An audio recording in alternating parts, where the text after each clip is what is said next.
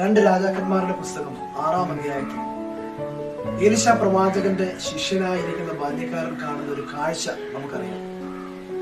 എലീശ പ്രവാചകന്റെ ശിഷ്യനായിരിക്കുന്ന ബാല്യക്കാരൻ താൻ പ്രഭാതത്തിൽ കാണുന്നത് തങ്ങൾ താമസിക്കുന്ന മലയുടെ ചുറ്റും അരാമ്യ സൈന്യം വളഞ്ഞിരിക്കുന്നതാണ്.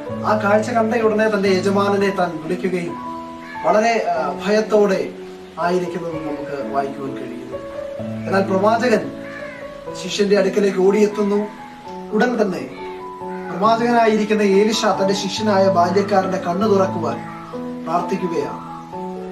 ആ പ്രാർത്ഥനയ്ക്ക് ശേഷം അഗ്നിമയമായിരിക്കുന്ന രഥങ്ങളും കുതിരകളും എലീശായ്ക്ക് ചുറ്റും മല നിറഞ്ഞിരിക്കുന്ന ഒരു പുതിയ കാഴ്ച പ്രവാചക ശിഷ്യൻ കാണുവാനായിട്ടിടയായിത്തീർന്നു.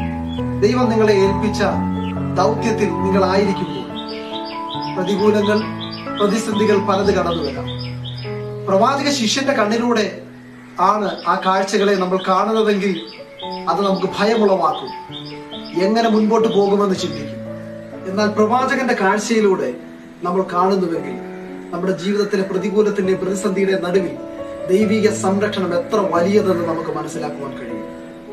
പ്രിയമുള്ളവരെ, ഈ ദിവസങ്ങളിൽ നമ്മുടെ കാഴ്ചകൾ മാറട്ടെ. നമ്മുടെ ജീവിതത്തിലെ പ്രതികൂലങ്ങൾക്കും പ്രതിസന്ധികൾക്കും അപ്പുറമായുള്ള ദൈവിക സംരക്ഷണം തിരിച്ചറിഞ്ഞുകൊണ്ട് നമുക്ക് മുൻപോട്ട് പോകാം. God bless you.